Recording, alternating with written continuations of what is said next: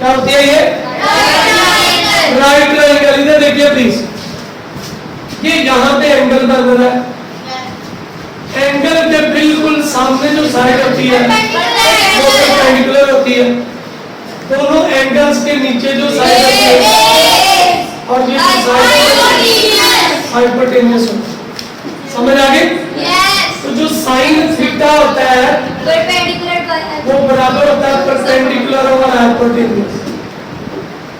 जो cos theta होता है वो बेस ओवर हाइपोटेन्यूस। जो टेन थीटा होता है परपेंडिकुलर ओवर बेस होता है।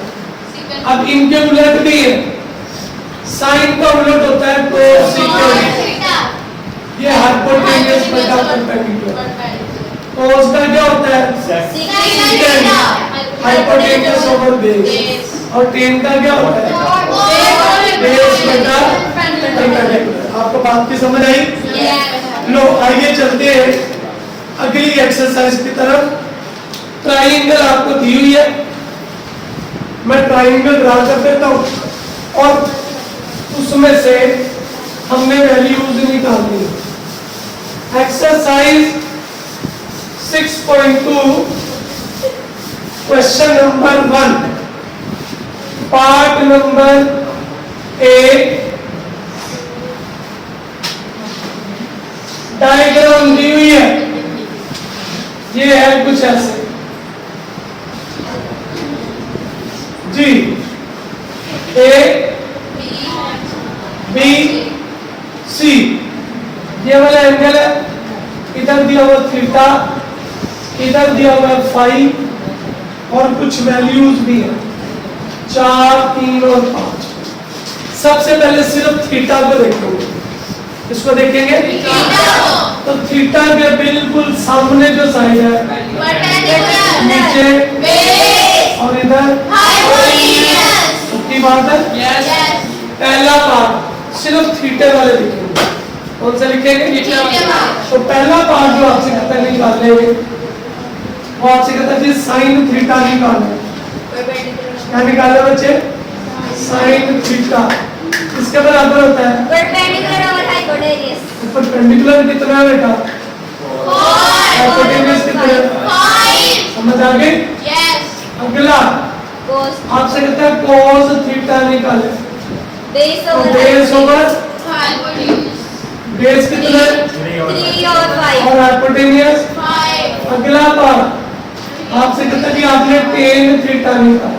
Perpendicular over base. तो perpendicular over base 4/3।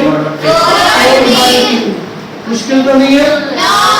Part number 4 आपसे कहता है सेकेंड थीटा निकालना।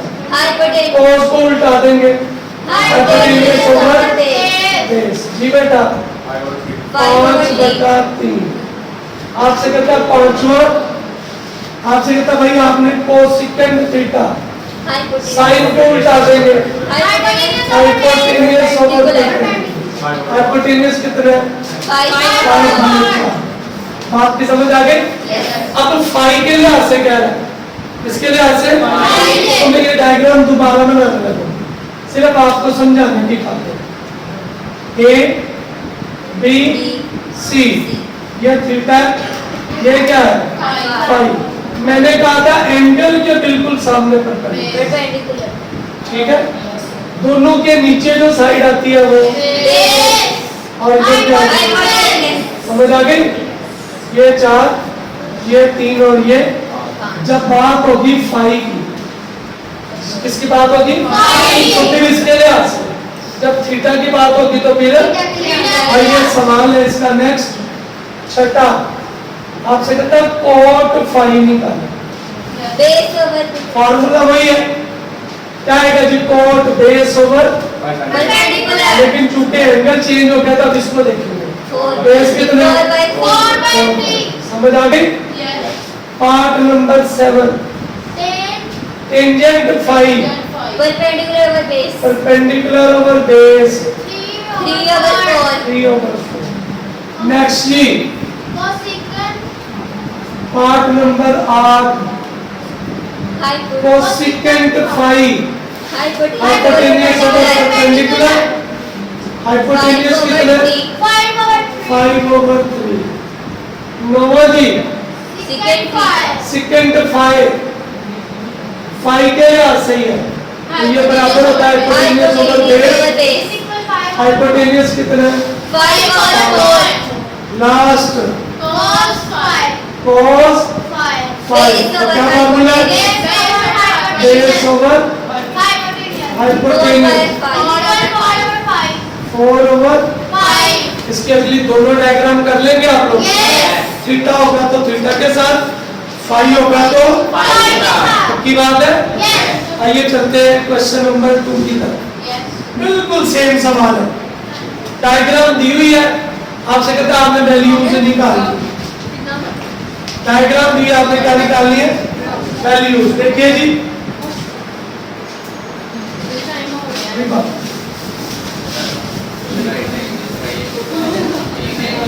हाँ जी एक ट्रायंगल हमेशा और ये जो रेशियोज होती है ये हमेशा राइट एंगल ट्रायंगल की ही होती है ऐसी ट्रायंगल जिसकी एक साइड 90 डिग्री होगी वो राइट ट्रायंगल कहलाएगा डायग्राम कुछ ऐसे दी हुई है ए बी सी बेटा ये थीटा है और ये फाई क्लियर अब आपको उसने कहा जो एंगल ए है वो फाई है और एंगल सी क्या है थीटा तो थीटा के लिहाज से पहले देख लेते हैं ये ए है ये बी है और ये क्या है सी तो थीटा के लिहाज से ये परपेंडिकुलर सॉरी हाँ जी थीटा के लिहाज से ये परपेंडिकुलर दोनों के नीचे ये साइड है बेस और ये क्या आ गई तो पहली वैल्यू साइन थीटा निकालो परपेंडिकुलर आपकी बात है परपेंडिकुलर कितने सी हाइपोटेन्यूज कितने अगला जी cos थीटा क्या बेटा बेस ओवर हाइपोटेन्यूज बेस कितने a और हाइपोटेन्यूज तीसरा tan theta perpendicular over base perpendicular कितने c ओवर a अब आपको फाई के लिहाज से भी कह रहा है इसके लिहाज से आपकी हिफाजत की खातर दोबारा से ए बी सी बेटा ये थीटा है और ये क्या है फाई ऐसा ही है तो फाई के लिहाज से ये परपेंडिकुलर बन गया ये क्या बन गया बेस और ये हाइपोटेन्यूज ये ए है ये सी है और ये क्या है पहला आपसे कहता है साइन फाई निकालो परपेंडिकुलर और hypotenuse A over B perpendicular कितना है a by b अब बेटा क्या मसला है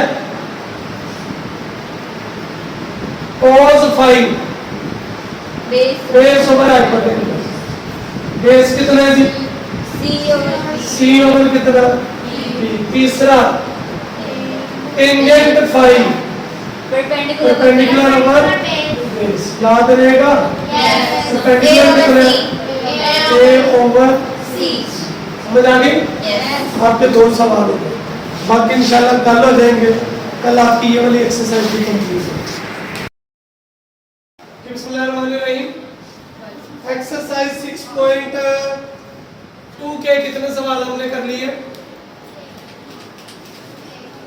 ये किताब दीजिए एक्सरसाइज 6.2 इसको छोड़िए जी कितने सवाल हो गए पहला सवाल हो गया दूसरा भी सवाल नंबर 3 है एक डायग्राम बनी हुई है ये वाली ए बी सी बेटा 3 4 और 5 ये वाला एंगल दिया हुआ थीटा तो थीटा के बिल्कुल सामने क्या होता है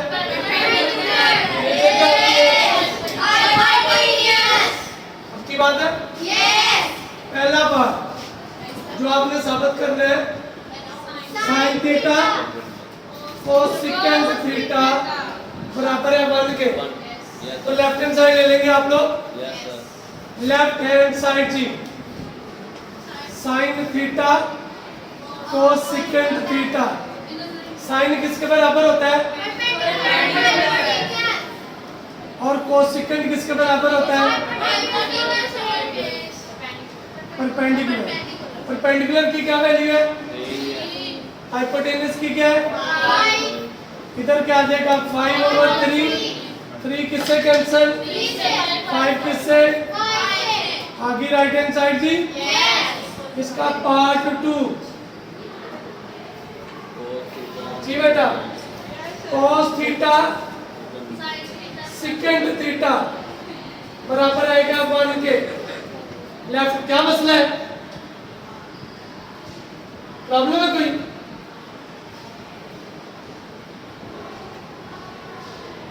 cos थीटा सेकेंड थीटा जी cos किसके बराबर होता है? Base over hypotenuse. और सेकेंड इसका उलट होता है हाइपोटेनियस ओवर बेस। बेस कितनी है इस केस में?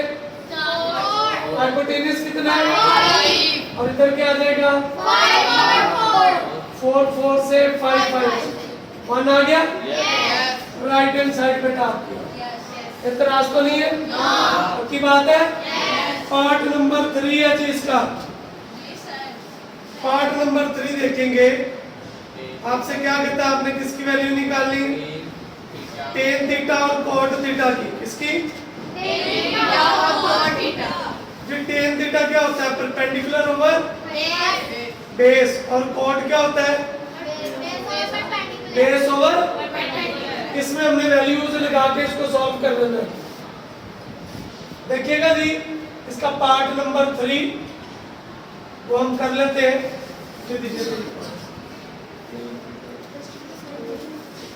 क्या है बेटा? टेन थीटा और cot theta. Left hand side tan theta cot theta यानी हमने साबित करना था टेन थीटा कॉट थीटा बराबर है 1।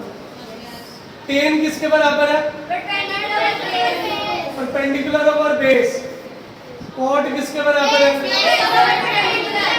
परपेंडिकुलर कितने इस केस में? बेस कितने? इधर क्या आ जाएगा? कैंसिल हो गए। 1 आ गई राइट हैंड साइड। पक्की बात है। Question number next. लो जी इधर देखिएगा कंसेप्ट जरा समझने की कोशिश करो। अगर आपके पास वैल्यू आ जाए कुछ ऐसे और साथ में 90 डिग्री आ जाए। कौन सा आ जाए? मसलन ये आ गया साइन 90 प्लस थीटा या 90 माइनस थीटा। तो 90 क्या करता है? साइन थीटा को चेंज कर देता है कॉस। साइन को किसमें चेंज करता है? और कॉस होगा तो किसमें? साइन। समझ आ गई? टेन थीटा होगा तो इसको चेंज करेगा कॉट में और कॉट होगा तो उसको टेन में। समझ आ गई?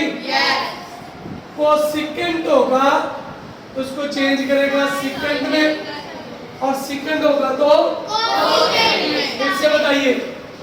अगर 90 नजर आएगा, क्या नजर आएगा? 90। तो साइन 90 किस में चेंज कर देगा? कॉस में। और कॉस होगा तो टेन होगा तो कॉट होगा तो की बात है। लो जी सवाल करते हैं ज्यादा क्लियर हो जाएगा। क्वेश्चन नंबर है, अल्लाह आपका भला करे, लास्ट उसके बाद भी है। क्वेश्चन नंबर 4 है जी।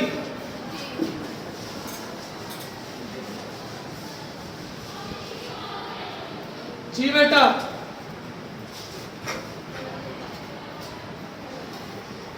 साइन 30 डिग्री बराबर दिया हुआ है साइन 90 माइनस 60 डिग्री, तो साइन 90 की वजह से किसमें चेंज हो जाएगा, और एंगल के साथ क्या आ जाएगा, 60 डिग्री। क्लियर है? किताब के ऊपर ही सॉल्व कर लें। कॉस है तो किसमें चेंज हो जाएगा, साइन 60 डिग्री, किताब के ऊपर ही लिख ले। टेन 90 है तो किसमें चेंज हो जाएगा, कोड में, और 60 वैसे का टेन है तो किसमें चेंज होगा, कोड में, और आगे 30 लिखा हुआ तो 30 वैसे का साइन है तो किसमें चेंज होगा, कोस में। ऐसे लिखा हुआ है साइन 90 माइनस 30, तो 90 की वजह से साइन किसमें चेंज, और ये वाला 30 वैसे का साइन 90 माइनस 45 है तो किसमें चेंज हो गया, कोस 45 में। टेन है तो ये किसमें चेंज हो गया, कोड में, और कॉस है तो किसमें, साइन में। याद रहेगा? ये आपका क्वेश्चन नंबर 4 बुक के ऊपर आपने जो है रिजॉल्व कर दिया। क्लियर है? सवाल नंबर 5, डायग्राम आपको दी हुई है। क्या है जी डायग्राम, ऐसे ए बी सी बेटा, आपसे क्या कहता है जी, ये है 90 डिग्री, इधर उसने आपको दिया हुआ पाई 60 डिग्री, और इसका भी पता नहीं है आपको, सी ए और क्या आ गया बी। अब दो एंगल है आपके पास, एक है 60 डिग्री, एक ये वाला एंगल निकाले, एंगल ए जमा एंगल बी जमा एंगल सी 180 होता है। कितना होता है, 180। अब मैंने एंगल ए की कीमत निकालनी है। एंगल बी दिया हुआ कितना है, 60 डिग्री, एंगल सी दिया हुआ कितना बेटा, 90 डिग्री, 180। प्लस वाले इधर आगे क्या हो जाएंगे, 180 माइनस 90 माइनस 60, एंगल ए कितना आ गया, 30 डिग्री। समझ आ गई बात की? तो ये आ गया 30 डिग्री। अच्छा 60 को पाई बाय 3 कहते हैं। क्या कहते हैं बेटा, पाई से मुराद होता है 180। 180 को 3 पे डिवाइड करेंगे तो 60 आ जाएगा, और 180 को 6 पे डिवाइड करेंगे तो क्या आ जाएगा। अभी सिर्फ इसके लिहाज से देखेंगे आप, इसके बिल्कुल सामने क्या होता है, नीचे, और इधर की बात है। पहला सवाल आपसे कहता है भैया आपने वैल्यू निकाली मेजरमेंट बी सी और ए बी। बी सी देखिए किसके बराबर है, ए के, और ए बी किसके बराबर है, आपका जवाब आ गया। क्लियर है? दूसरा cos 60 डिग्री, तो 60 डिग्री को ही आपने ध्यान में रखना है। cos का फार्मूला क्या होता है, बेस ओवर, तो बेस कितने इस केस में, ए, और हाइपोटेन्यूज कितने, पक्की बात है। अगला टेंजेंट 60 डिग्री, परपेंडिकुलर ओवर, तो परपेंडिकुलर कितने और बेस कितने, मुश्किल तो नहीं है। आगे है जी आपको cosecant pi by 3, pi by 3 से मुराद है 60 डिग्री। क्लियर है? यस। इसको मैं इधर लिख देता हूँ, कोसेकेंट पाई बाय 3 जी, मतलब कोसेकेंट 60 डिग्री।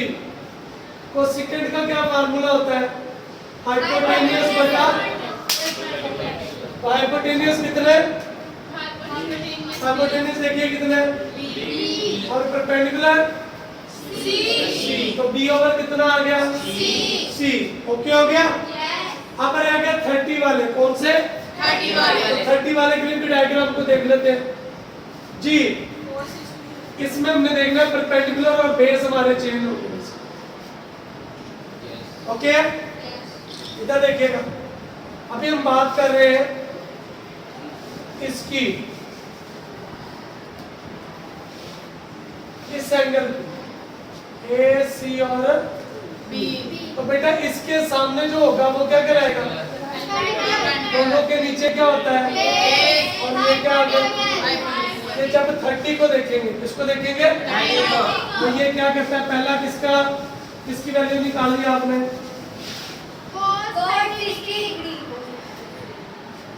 cot 60 कर नहीं लिया आपने?